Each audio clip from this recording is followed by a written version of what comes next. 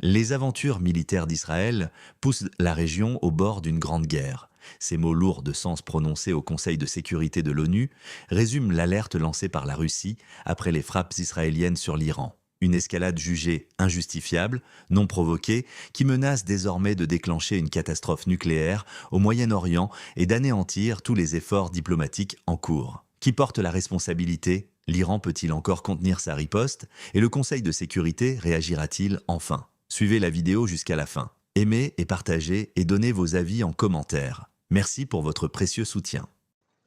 Madame la Présidente, nous remercions Madame Rosemary DiCarlo, secrétaire générale adjointe de l'ONU aux affaires politiques et à la consolidation de la paix, ainsi que Monsieur Raphaël Grossi, directeur général de l'AIEA, pour leurs exposés. Avant toute chose, nous souhaitons exprimer nos sincères condoléances au gouvernement et au peuple de la République islamique d'Iran à la suite des nombreuses pertes humaines, notamment parmi les civils, causées par les frappes israéliennes. Sous nos yeux, une escalade extrêmement dangereuse se produit au Moyen-Orient du fait des actions d'Israël. Elle requiert l'attention immédiate du Conseil. Nous exprimons notre reconnaissance à la présidence guyanaise du Conseil pour la convocation rapide de cette réunion. Il est d'ailleurs révélateur que le Conseil devait initialement, à cette même heure, examiner aujourd'hui les conséquences humanitaires des actes inhumains perpétrés par Israël à l'encontre des habitants de la bande de Gaza. Au lieu de cela, nous sommes contraints de discuter d'une nouvelle aventure irresponsable et dangereuse de Jérusalem-Ouest dans la région, qui, cette fois, risque de précipiter le Moyen-Orient vers une catastrophe nucléaire d'ampleur. Dans la nuit du 13 juin, Israël a lancé une série de frappes massives contre le territoire de la République islamique d'Iran. Des villes endormies, des infrastructures civiles et des installations nucléaires pacifiques pourtant placées sous garantie de l'Agence internationale de l'énergie atomique ont été visées. Les intervenants ont évoqué les pertes civiles résultant de ces attaques. Il s'agit là d'une attaque non provoquée, quelles que soient les affirmations d'Israël, constituant une grave violation de la Charte des Nations Unies et des normes du droit international. Il semble qu'Israël se considère comme libre d'agir à sa guise dans la région, estimant même pouvoir bafouer tous les fondements juridiques existants et se substituer à toutes les institutions internationales, y compris le Conseil de sécurité et l'AIEA. La Fédération de Russie condamne fermement cette opération lancée par Jérusalem-Ouest. Ces aventures militaires poussent la région au bord d'un conflit de grande envergure. La responsabilité de toutes les conséquences incombe pleinement aux autorités israéliennes ainsi qu'à ceux qui les soutiennent. Nous sommes particulièrement préoccupés par les potentielles conséquences radiologiques résultant des frappes visant des installations nucléaires. Notre pays alerte depuis de nombreuses années sur l'inadmissibilité d'un règlement par la force des questions entourant le programme nucléaire iranien. Une telle voie risquerait d'engendrer des conséquences désastreuses non seulement pour le Moyen-Orient, mais pour le monde entier. Malheureusement, ces appels n'ont pas été entendus et la situation évolue aujourd'hui selon le scénario le plus négatif et le plus imprévisible.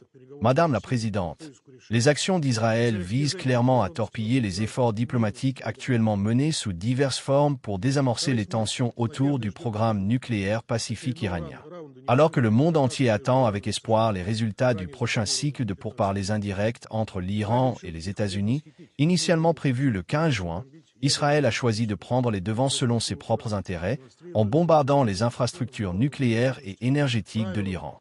Ce faisant, il fait preuve d'un mépris flagrant pour le droit, les normes, les accords, les règles et tout ce qui constitue la base de l'interaction civilisée entre États. Mais la responsabilité ne saurait être imputée uniquement à Israël. Elle repose également sur ses alliés les plus proches. Ce qui s'est produit est la conséquence directe du laxisme des pays occidentaux qui, pendant des mois, ont consciemment alimenté une hystérie anti-iranienne, aussi bien au sein du Conseil de sécurité de l'ONU que dans le Conseil des gouverneurs de l'AIEA. Ces pays n'ont jamais cherché de solution constructive à la crise entourant le plan d'action global conjoint, PAG, et à la résolution 2231 du Conseil de sécurité qui l'a entériné. Leur objectif était tout autre, exercer une pression maximale sur l'Iran, le dépeindre comme la source de tous les maux dans la région, et présenter ses réponses légitimes, pourtant prévues dans le PAG comme des mécanismes de défense, comme des violations des engagements en matière de non-prolifération. Pendant ce temps, les Iraniens ont fait preuve de patience, poursuivant leur coopération avec l'AIEA et participant au dialogue en vue de parvenir à une issue diplomatique. Il convient de rappeler, ce fait a aujourd'hui une portée essentielle, que les difficultés liées au PAG ont commencé avec le retrait unilatéral des États-Unis de l'accord nucléaire en 2018, ainsi qu'avec le refus manifeste du Royaume-Uni, de la France et de l'Allemagne de remplir leurs engagements, notamment en ce qui concerne la création de conditions permettant à l'Iran de bénéficier économiquement de la levée des sanctions unilatérales de l'IE en vigueur jusqu'en 2015. Par la suite, ces mêmes pays ont repris la politique de sanctions en violation de l'article 25 de la Charte des Nations Unies. L'Union européenne s'est également alignée sur cette démarche, trahissant son rôle de coordinateur impartial de la Commission conjointe du PAG. L'exemple le plus flagrant de cette politique est la résolution adoptée hier à Vienne par le Conseil des gouverneurs de l'AIEA. Celle-ci, partiale et déconnectée de la réalité, évoque une prétendue menace que ferait peser le programme nucléaire iranien sur la paix et la sécurité internationale. Et cela, malgré le fait qu'en réalité, l'Iran respecte scrupuleusement ses obligations et l'accord de garantie généralisée. Il reste à ce jour l'État le plus contrôlé par l'AIEA, comme le confirment les rapports du secrétariat, lesquels ne relèvent aucun risque de prolifération. Les membres occidentaux du PAG ont, en réalité, tout fait pour attiser les tensions et inciter à l'escalade. Cette tension artificiellement alimentée dans les enceintes internationales a encouragé Israël à franchir de nouvelles limites, en lui donnant l'illusion d'une impunité totale. Dans le contexte des frappes israéliennes, nous notons avec une attention particulière les informations relayées par les médias faisant état d'une probable coordination entre Israël et les services de renseignement britanniques, lesquels auraient ensuite permis à l'aviation israélienne impliquée dans l'opération de se replier sur leur base à Chypre. Nous avons également relevé les déclarations d'Israël selon lesquelles l'Allemagne, membre du PAG, ainsi que l'Italie, auraient été prévenus en amont. Il est aussi avéré que nos collègues américains avaient été informés des frappes. La France, qui en avait manifestement connaissance, les a également soutenus. Nous ne serions donc pas étonnés si les membres de ce groupe de pays amis se mettaient bientôt à condamner à l'unisson l'Iran pour les mesures de riposte qu'il prendra dans le strict respect de l'article 51 de la Charte des Nations Unies. Nous suivons avec la plus grande attention les actions de l'AIEA dans ce contexte, d'autant que la sécurité et la vie même de ses employés ont été mises en danger à la suite de cette aventure militaire israélienne. Nous comptons sur le directeur général de l'agence pour fournir des évaluations subjectives de la situation, y compris en ce qui concerne les éventuelles conséquences radiologiques. Madame la Présidente, les attaques non provoquées sur le territoire souverain de l'Iran, les frappes délibérées sur des installations nucléaires pacifiques, ne sauraient être justifiées d'aucune manière. La communauté internationale ne doit, ni ne peut, rester passive face à de telles provocations. Tolérer de tels actes, c'est ouvrir la voie à une guerre de grande ampleur au Moyen-Orient, avec de graves implications pour la sécurité mondiale. Nous sommes convaincus que le Conseil de sécurité doit impérativement émettre une évaluation juridique et politique claire des actions israéliennes et appeler à l'arrêt immédiat de tout recours à la force et à la fin des initiatives militaires unilatérales. Il est essentiel de soutenir toutes les démarches diplomatiques visant à désamorcer les tensions et à rétablir le dialogue. Nous tenons à réaffirmer que toute résolution des questions entourant le programme nucléaire iranien ne peut se faire que par des moyens pacifiques, politiques et diplomatiques. Aucune solution par la force ne saurait être ni légitime, ni viable. Les États-Unis eux-mêmes l'ont d'ailleurs reconnu à plusieurs reprises en exprimant leur disposition à poursuivre les négociations.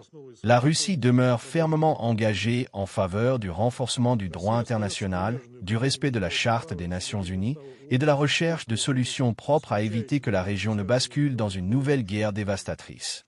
Nous sommes disposés à coopérer avec toutes les parties favorables à la diplomatie et à la résolution pacifique des différends. Israël a-t-il franchi une ligne rouge en attaquant directement l'Iran? Ce geste, qualifié par la Russie de non provoqué et de violation flagrante du droit international, marque-t-il un tournant irréversible vers une guerre généralisée au Moyen-Orient? Et surtout, les frappes sur des installations nucléaires civiles peuvent-elles encore être justifiées par des considérations sécuritaires? Ces questions fondamentales secouent aujourd'hui les équilibres régionaux et mondiaux et il est urgent d'en débattre. Partagez en commentaire vos avis. Israël agit-il seul ou avec l'aval implicite de ses alliés occidentaux? L'Iran peut-il encore croire à la voie diplomatique? Et jusqu'où peut aller l'impunité face aux principes de la Charte des Nations Unies? Dans son discours, la Russie ne se contente pas de condamner. Elle désigne avec précision les responsabilités. L'Occident, accusé d'avoir nourri une hystérie anti-iranienne, les États-Unis, responsables du retrait unilatéral de l'accord de 2015, et l'Europe, coupable de passivité voire de complicité dans l'escalade actuelle. Moscou rappelle que malgré les tensions, l'Iran n'a jamais fermé la porte au dialogue avec l'AIEA, ni aux négociations sur son programme nucléaire. Dès lors, cette attaque ciblant des sites placés sous supervision internationale ne relève-t-elle pas davantage d'un calcul géopolitique que d'un impératif de sécurité immédiat? Plus encore, des informations relayées par les médias font état d'une possible coordination avec certains services occidentaux et d'une connaissance préalable des frappes par plusieurs États européens et les États-Unis. Cela soulève une autre question capitale. Jusqu'où va le soutien, ou le silence complice, de certaines puissances face à des actes qui pourraient faire basculer toute une région dans le chaos? En s'attaquant à des infrastructures nucléaires, Israël prend aussi le risque de provoquer une catastrophe radiologique. Le discours russe alerte clairement sur ce point, soulignant que même les agents de l'AIEA ont vu leur sécurité menacée. Que restera-t-il du droit international si de tels actes deviennent la norme? Et le Conseil de sécurité a-t-il encore le pouvoir ou la volonté d'imposer des limites à ceux qui s'en affranchissent ouvertement? Merci d'avoir suivi cette analyse jusqu'à la fin. N'hésitez pas à partager cette vidéo, à l'aimer et à donner votre opinion en commentaire. Merci et à très bientôt.